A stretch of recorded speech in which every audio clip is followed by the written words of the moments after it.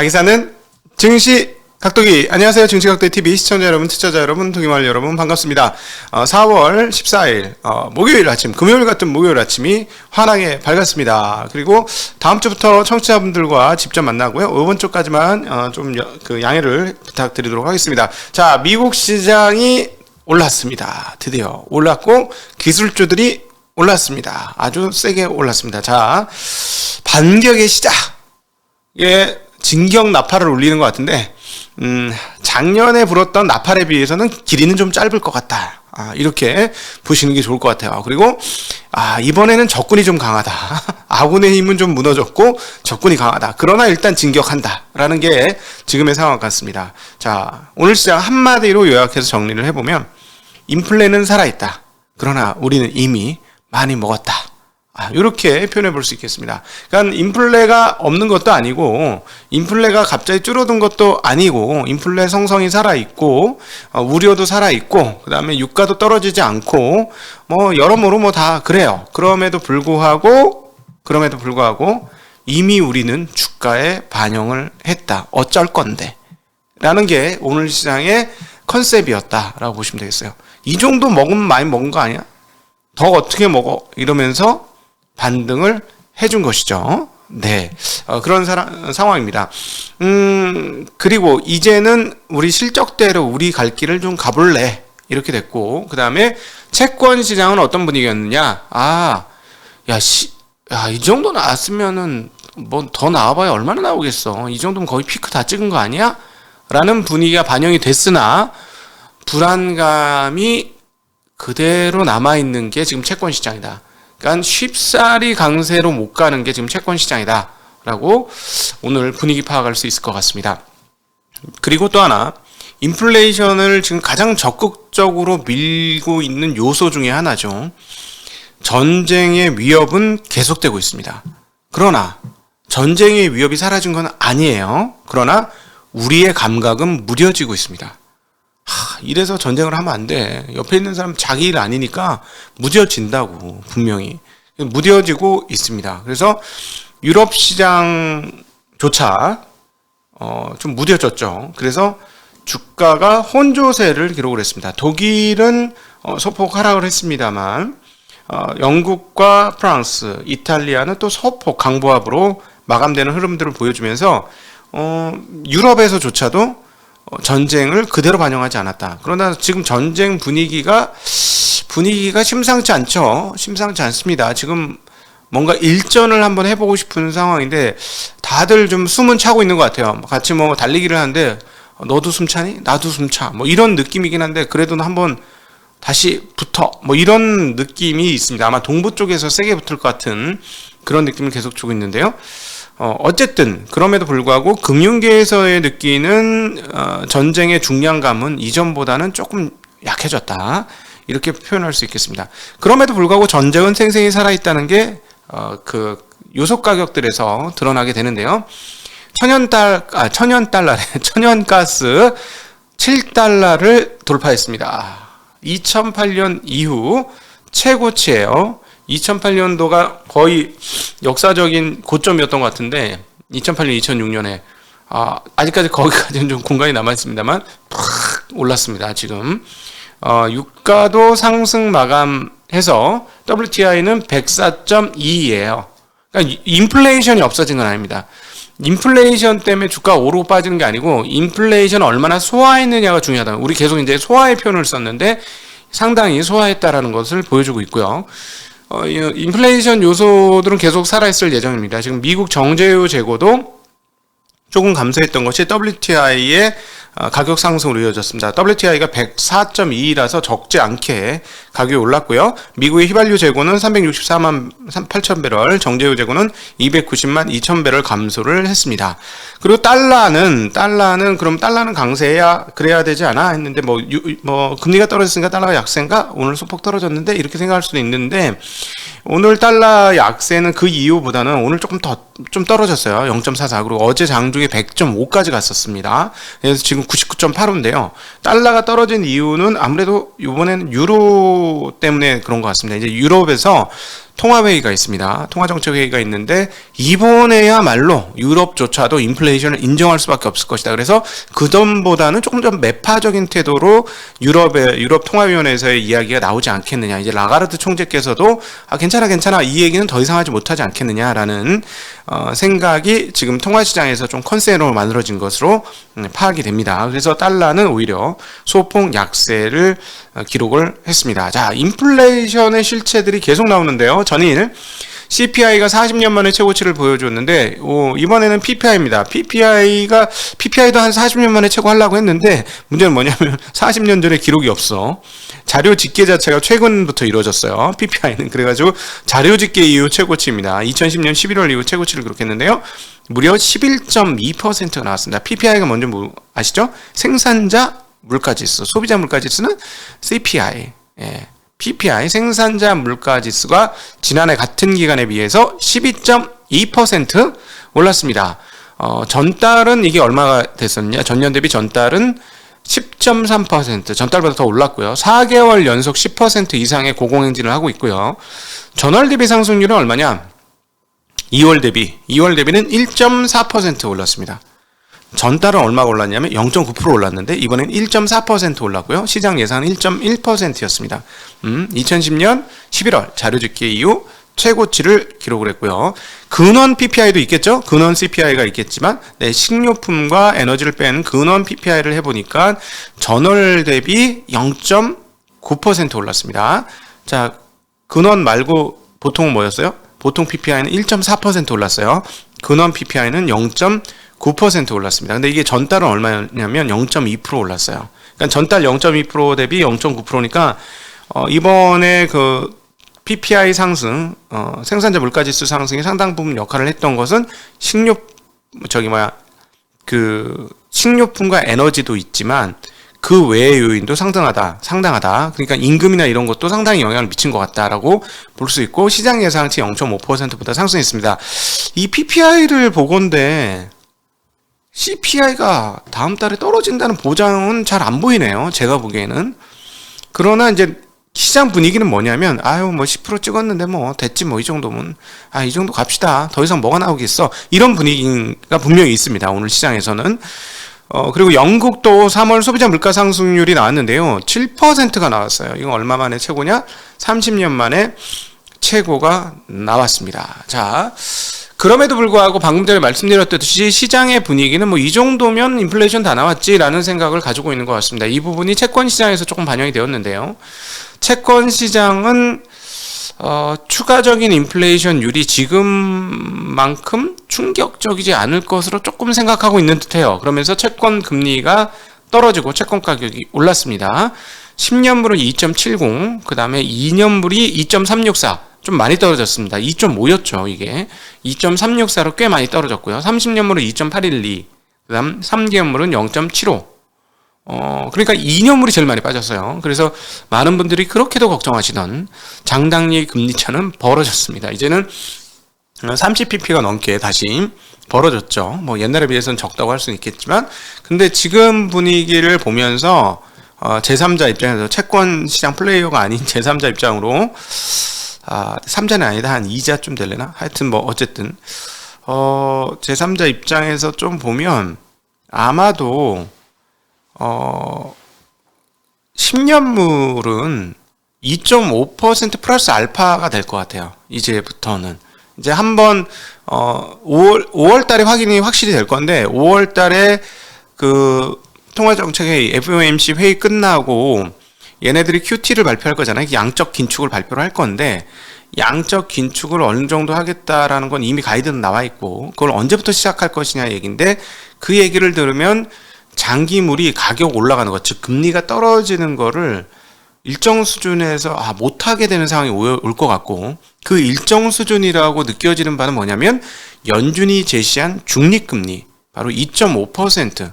그래서 10년물 금리는 아마도 2.5%에서 플러스 블라블라 얼마가 플러스 알파가 붙는 수준에서 10년물 금리가 왔다리 갔다리 하는데 양적 긴축의 정도가 시장의 생각보다 좀 세다. 그리고 올해의 금리 인상 목표치가 어느 정도냐에 따라서 10년물 국채 금리가 움직일 것이다. 그래서 지금 2.7인데요. 2.7에서 3.0 블라블라 얼마까지 사이까지도 움직일 가능성은 좀 있어 보입니다. 그러니까 단기적으로는 급하게 올랐기 때문에 2008에서부터는 좀 떨어졌죠. 떨어졌지만 공간을 어디까지 봐야 되냐? 왜 이렇게 말씀드리냐면 좀 이따 다시 그 월러 이사의 발언을 말씀드릴 텐데요. 월러 이사의 발언을 보면 만약에 아까 이 PPI하고 우리 연결해서 봐야 되잖아요. 우리가 이제 시장을 종합적으로 봐야 되는데 시장이 어떻게 될 거냐라는 것과 그 시장을 움직이는 요소들이 어떻게 움직이냐는 것을 봐야 되고 그 다음에 그 요소들을 시장이 어떻게 해석할 거냐를 또 읽어야 되는 거죠. 그래야 이제 시장이 보이는 거니까. 그러니까 거시경제가 이렇게 나왔다고 모두가 이렇게 되는 건 아니에요. 거시경제의 요소가 나오면 어떤 쪽으로의 확률이 높아지긴 하는데 시장이 그동안에 역동적으로 그 요소들의 반응을 한 거에 따라서 오늘의 상태는 달라지게 나올 수 있는 거죠. 오늘 우리 그거 본 거죠. 인플레이션이 적게 나온 것도 아니고 CPI도 높게 나왔고 PPI조차도 굉장히 높게 나왔는데 그럼에도 불구하고 이미 이 정도면 충분히 그 인플레이션이 난 것 같고 피크치 근처인 듯 한 것 같아 라고 생각하면서 다시 이제 시장이 안심하면서 기술주들을 올렸고 채권은 강세를 보여주었는데 그럼에도 불구하고 우리가 금리 상단을 어디까지 봐야 할 것이냐 라고 봤을 때 금리는 중요합니다. 만약에 금리 상단이 정말 3%가 되면 앞서 제가 말씀드렸죠. 반격의 진격 나팔을 불었다. 근데 나팔의 길이가 인사 말씀에서 드렸어요. 나팔의 길이가 좀 짧은 것 같다. 작년만큼 긴 나팔, 크게 울리는 나팔은 아닐 것 같다. 그냥 짧은 좀 약한 그 진격 나팔이 될 것 같다라고 말씀드린 게 인플레이션율이 어떻게 나오느냐에 따라서 영향을 또 분명히 받을 것이기 때문이에요. 그래서 그 월러 이사가 지금 그냥 얘기할게요. 좀 이따 얘기하려는데 월러 이사께서 크리스토퍼 월러 연준 이사께서 뭐라고 말씀하셨냐면 핵심은 이거였어. 6월과 7월에도 50bp 금리 인상이 발생할 수 있다. 45일에 한 번씩이니까 5월 초에 한 번 하고 6월 중순에 45일 지나서 하고 또 45일 지나서 7월 말에 또 있어. 3달 연속 빵빵빵 있는데 7월까지도 50bp 금리 인상이 발생할 수 있다. 이런 얘기를 하셨습니다. 뭐라고 하셨냐면 인플레이션이 매우 높지만 물가 상승 속도가 고점을 기록했을 수 있다. 물가 상승률 고점을 기록했을 수 있다라는 얘기 한번 하셨고요. 그럼에도 인플레이션이 진정되지 않는다면 연준이 계속해서 금리를 올릴 것이다. 인플레이션이 완화된다고 해도 연준은 금리를 올려야 한다. 선제적 접근을 선호한다. 따라서 5월에 50bp 금리 인상이 이에 부합한다. 그리고 최근 발표된 경제지표도 50bp 인상 필요성을 뒷받침하는 것이다. 라고 이야기를 하셨습니다. 거기에다 덧붙여서 6월과 7월에도 금리 인상이, 여기서 금리 인상이, 요 톤은 50bp 금리 인상이 발생할 수 있다. 라고 얘기하신 거죠. 네. 그러니까 하반기 쪽에 가서 인플레이션 요소가 크면 연준의 타겟팅이 2.5에서 끝나지 않고 3%까지도 시장이 예상하는 상황이 올 것이고 그렇게 되면 시장은 한 대 다시 얻어맞을 겁니다. 지금까지는 제가 보기에는 연말 기준 2.25에서 2.50 사이 어디쯤을 시장에 소화하고 있는 상황 아니냐라고 보여지고 5월 달에 50bp는 다 소화 끝냈고 어제도 말씀드렸지만 6월 달에 50bp도 상당 부분 소화를 했고 QT는 잘 모르겠다. 어디까지 소화했는지. 그건 아직 미지수다. 이런 정도로 시장을 정리해 볼 수 있을 것 같습니다. 자, 어쨌든 그래서 채권 시장은 단기물은 조금 안심을 하면서 빠져줬습니다만 장기물은 경계감을 가지고 소폭 강세를 보여준 그런 정도로 마감이 되었다. 그래서 채권 투자를 하고 싶으신 분들은 트레이딩 관점의 채권 투자는 아직은 아닌 것 같고요. 트레이딩으로 그 다음에 장기 캐리를 끌고 가시는 분들은 뭐 접근 가능하지 않겠어요? 국채 금리가 이 정도니 실물 금리가 꽤 올라왔을 테니까 뭐 2년 만기, 3년 만기 전략 통용될 것 같습니다. 통용될 것 같고 채권 트레이딩 하실 분들은 여러 번 나눠서 그 저점이 더 낮아질 수도 있기 때문에 그건 열어놓고 여러 번 나눠서 사시는 게 필요한 상황 아니겠는가 싶습니다. 정확히 저점은 누구도 못 맞춘다. 이렇게 보시면 될 것 같고요. 자, 네. 그래서 자, 오늘 시장이 인플레이션을 이미 상당 부분 반영하고 있었기 때문에 시장은 이제 한번 숨고르기를 역으로 반등으로 해줘야 되는 상황이다. 하락 이제 지쳤다. 하면서 반등을 했습니다. 자, 핀비즈닷컴의 그림을 보면 얼마나 상승을 했는지 바로 보여져요. 네. 완전 푸릅니다. 저 JP모건이 제일 많이 빠졌잖아요. JP모건은 실적 발표했는데 실적이 너무 안 좋게 나왔어요. 그래가지고 그러면 다른 은행주까지 지금 덤탱이를 쓴 상황이고, 기술주들은 워낙 많이 빠졌기 때문에 그동안에 많이 올랐습니다. 뭐 마이크로소프트, 구글, 아마존, 그다음 테슬라 굉장히 많이 올랐고, 또 역시나 반도체 주식들도 굉장히 많이 올랐고, 많이 빠졌던 엔비디아 이런 것들이 상당히 큰 폭으로 상승하면서 마무리되는 흐름이었습니다. 그리고 에너지 주식들은 에너지 가격이 올랐으니 당연히 올랐어야 되는 상황이고요. 뭐 유틸이나 이런 쪽은 슬쩍 내리긴 했습니다만 소비재나 이런 쪽은 또 좋아요. 자, 여기서는 인플레이션인데 소비재가 그동안에 보면 숨어서 계속 좋아요. 소비재.